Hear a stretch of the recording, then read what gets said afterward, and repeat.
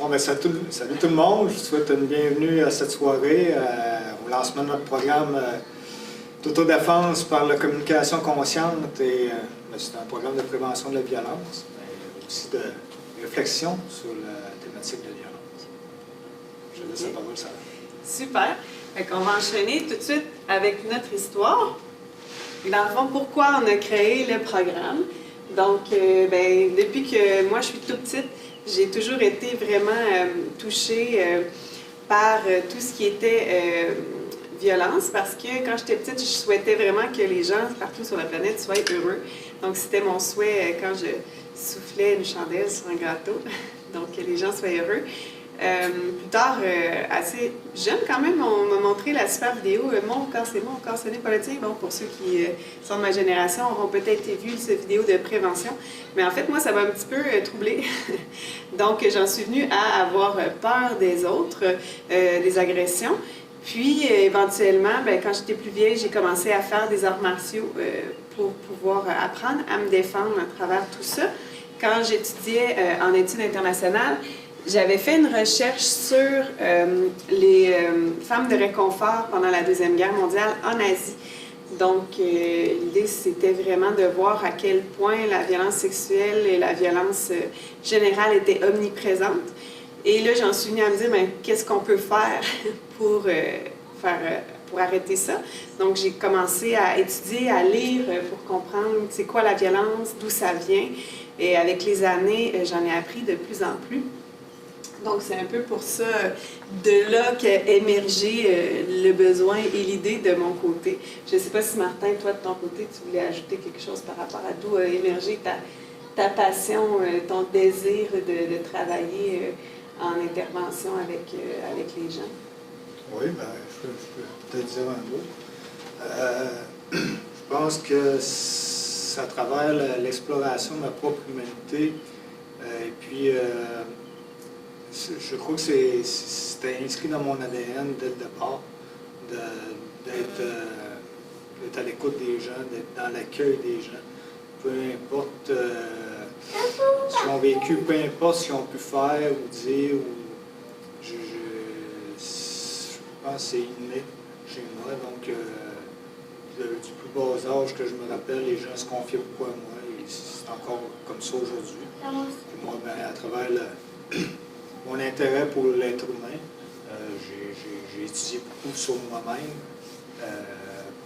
plusieurs années de méditation, beaucoup de cheminement, et aussi beaucoup d'études sur le plan psycho, sur le plan spirituel aussi, des grandes traditions spirituelles. J'ai pas mal fait le tour, là, et c'est surtout aussi par l'expérience. Je pense que c'est ça le plus important, qui me permet à me relier à chaque être humain, peu importe son parcours de vie. Je pense que c'est ça ce qui nous caractérise déjà à la base, c'est notre ouverture puis notre désir d'accueillir l'autre comme il est, de l'aimer comme il est, puis d'aller au-delà un peu des apparences aussi. Hein. Absolument. Donc, notre rencontre. Oui, on laisse un petit mot là-dessus. Donc, j'étais en recherche d'une école d'arts martiaux, plus spécifiquement le Kung Fu, ce qui est une de mes passions. Et puis, après ma recherche, j'ai dit, quoi de mieux que d'aller expérimenter. Moi, j'aime bien l'expérience directe. Donc, je cherchais une école parce que je me remettais d'une longue convalescence, si on veut, d'arrêt d'arts martiaux. Je me suis dit, j'aimerais ça essayer de quoi de nouveau, peut-être qui est moins dans le côté militaire, peut-être. En explorant, je savais que j'allais trouver. Et puis, j'ai été explorer ton cours. Et ça a cliqué. Ça a cliqué non seulement avec les cours, avec toi, avec la gang, les frères de Kung Fu, les sœurs de Kung Fu. Donc, voilà. Et puis, de fil en aiguille, je crois qu'il y a un lien qui s'est développé.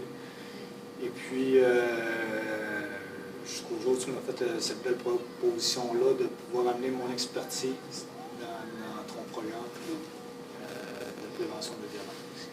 C'est le fun parce que dans le fond, vous allez voir, on y arrive, là, mais c'est vraiment une évolution. Ça a parti, ça nous amène à notre distinction, ça a parti de notre amour ou notre besoin. Moi, en fait, on disait pour apprendre à me défendre, dans le fond, des arts martiaux traditionnels. Donc, normalement, un cours d'autodéfense, c'est vraiment basé sur majoritairement les techniques physiques. Donc, l'efficacité des techniques physiques, comment je peux faire pour me défendre si jamais je me fais attaquer physiquement. Donc, on a passé par ce cheminement-là, les deux. Donc, moi, j'ai fait près de 20 ans d'entraînement dans divers arts martiaux pour me perfectionner, savoir faire du combat debout, du combat au sol, etc.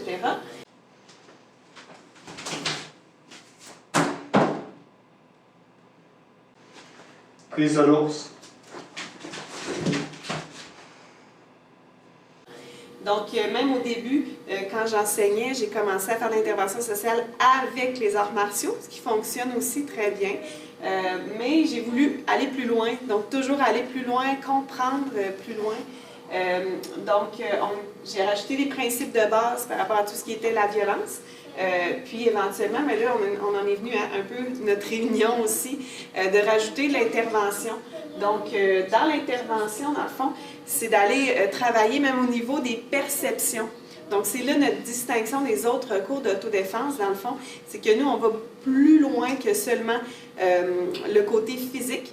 Donc, on arrive à parler, en fait, l'enjeu, c'est toutes les formes d'agression, pas juste les agressions physiques, donc autant verbales, psychologiques. Puis, on en vient à travailler finalement sur les perceptions que les gens ont d'eux-mêmes. Donc, c'est quoi aussi mes croyances par rapport à la vie en général? On va vraiment travailler là-dessus. Puis on en est venu même à rajouter, finalement, dernièrement, puis pour nous, c'est un ajout qui est essentiel parce qu'on se rendait compte qu'on laissait parfois les gens un peu fragilisés, mais là, l'idée, c'est pas de laisser les gens fragilisés, au contraire, c'est de les outiller.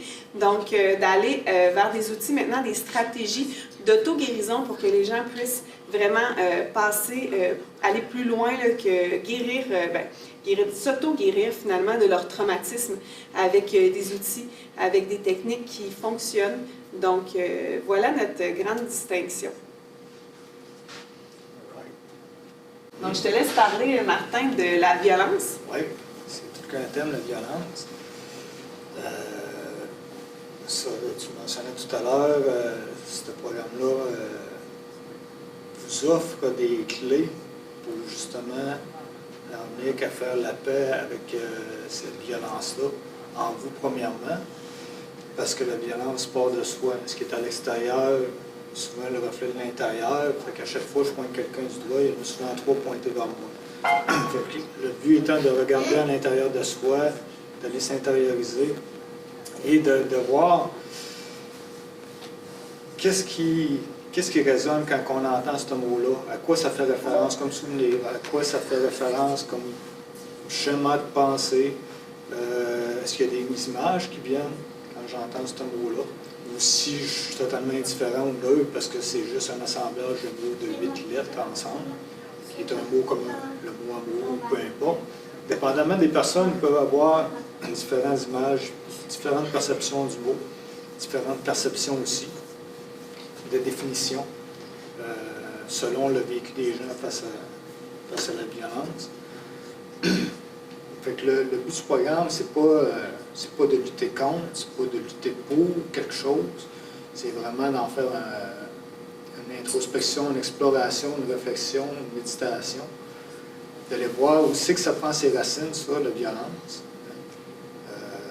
Parce qu'on peut voir ses effets, mais il y a une source aussi. Il y a une cause, il y a ce qui se cache en dessous. C'est comme la pointe de l'iceberg, c'est facile à voir, mais le plus gros se cache sous la surface de l'eau. C'est le but aussi de la démarche, de comprendre, puis aussi de distinguer, il y a des nuances à faire entre la haine, entre la colère, entre l'agressivité et la violence. Quand on parle de colère, souvent on parle de besoins non satisfaits. C'est d'aller voir, OK, c'est la colère, dans le fond, les émotions sont des messagers. S'ils nous pointent quelque chose qui ne va pas, si on apprend à les écouter puis à dialoguer avec, à les comprendre, on va les voir qu'en dessous de ça, souvent, c'est des besoins. Quand j'ai des émotions qui sont plus agréables, souvent, c'est des besoins qui sont comblés dans ma vie. Quand c'est des émotions plus désagréables, souvent, c'est des besoins des membres, en apparence, qui sont derrière ça. Puis encore là, il faut distinguer désir et besoin. Là, je ne suis pas là pour faire toutes les nuances qu'on va explorer pendant le programme. Et c'est de voir aussi que ce qui peut paraître assez spécial à dire et à comprendre, c'est que souvent, derrière la violence se cache un appel à l'amour, je dirais. C'est un peu plus difficile, ça, on peut le faire, le processus ensemble de réflexion qui peut amener là. Mais souvent, beaucoup de peur qui se cache derrière ça aussi. Vous allez voir aussi, c'est où la source. L'enfant naît, puis souvent, quand le bébé, il télécharge les programmes. On dit fais ci, fais ça, fais pas ci, fais pas ça. Dans la vie, ça marche comme ci. Fait qu'on projette nos croyances, nos perceptions, nos certitudes à propos des choses. Fait que lui, il enregistre ces programmes-là, puis pour l'enfant, ben ses parents, c'est Dieu. Fait que lui, il enregistre, puis il veut se faire aimer à tout prix, quitte à rejeter ses propres croyances. Fait que souvent, les gens grandissent, ils ne remettent pas en question leur propre mode de pensée, leur propre comportement, leurs propres croyances.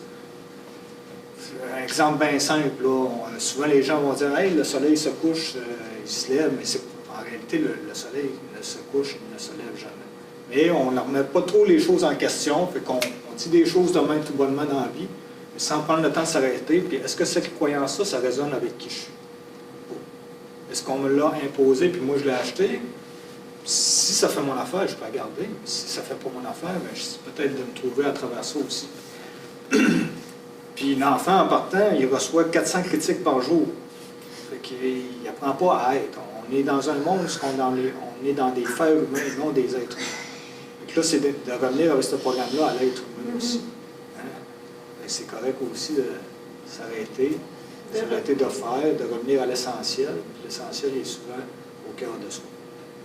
Fait que voilà, en résumé, je ne peux pas faire une conférence et partir à gauche, à droite non plus, comme c'est des fois mon style d'affaires. Super. Puis je m'accueille là. Fait que c'est d'amener qu'à accueillir la peur et accueillir ce qui est caché sous la violence, plutôt que de vouloir résister, nier, minimiser, dramatiser, confronter ou rejeter. Hein? Ça, c'est la facilité. Hein? Mais ça ne règle pas la source. Malheureusement, les gens sont vite là-dessus, fuir ce qui est, rejeter ce qui est, et ne pas simplement accueillir ce qui est. Oui, super. Donc, on serait rendu à vous parler, dans le fond, de nos services. Donc, nos 3 services qu'on offre à Autodéfense Wuchang. Finalement, le premier, c'est les cours privés. Donc, qu'on offre soit pour des survivants d'agression. En ce moment, au Québec, on fait ça en partenariat avec l'IVAC et la CNSST. Ou pour des gens, dans le fond, qui nous demandent à titre personnel ou préventif pour leur famille. Donc, que ce soit en privé ou aussi des cours de groupe. Donc, par rapport au groupe, ça peut être un groupe de gens au niveau du privé, soit une organisation. Ça peut être en entreprise, ça peut être gouvernemental. Donc, on va offrir vraiment le cours soit à des employés ou à des jeunes. Ça peut être aussi à titre préventif, souvent, que c'est fait dans les milieux de travail, par exemple. Et finalement, notre nouveauté, pourquoi on fait le lancement ce soir, donc c'est vraiment pour la formation qu'on veut offrir. Donc maintenant, on vous offre de vous former à faire, dans le fond, à apprendre à donner vous-même le cours d'autodéfense. Donc, Martin, on pourrait présenter d'ailleurs le livre. Donc, on a monté vraiment un livre, un cahier pour les intervenants. Donc, vous avez un outil de travail. On vous offre la formation sur plusieurs jours. Ça peut être des formations spécifiques à vos enjeux professionnels de 2 jours ou une formation complète là, du programme sur 5 jours. Donc, Martin va nous amener aussi, voilà, c'est le cahier du participant. Donc, c'est un cahier qu'on remet aux participants qui viennent suivre le cours. Les participants, donc ça peut être de tous les milieux, comme depuis 2 ans, même plus de 2 ans, on offre ici le cours à place à l'emploi. Donc, pour des personnes qui sont en réinsertion socio-professionnelle, qui sont éloignées parfois du marché du travail. Donc, ça peut être offert comme ça en prévention ou comme on parlait tantôt, maintenant aussi en auto-guérison. Le cahier, en plus, chaque cahier vous est remis quand vous allez faire la formation, mais le cahier du participant, on peut vous le remettre en format aussi PDF pour que vous puissiez l'imprimer ou le faire imprimer par les organisations parce que vous allez donner le cours. Donc, le cours peut être offert dans vraiment plusieurs milieux, que ce soit dans les écoles, les centres jeunesse. Ça peut être offert aussi, comme je vous parlais ici, dans un centre de réinsertion socio-professionnelle. Je ne sais pas, ça peut être un petit peu n'importe où, là, finalement, les organismes communautaires, les centres de femmes, les villes, les mythes. Je veux dire, il y a vraiment, on peut vraiment le donner un peu partout. Puis ce qui est extraordinaire, c'est qu'il s'adapte. Donc, autant on peut le donner, comme on disait, pour des personnes qui ont vécu des agressions, qui ont besoin d'outils par la suite ou en prévention.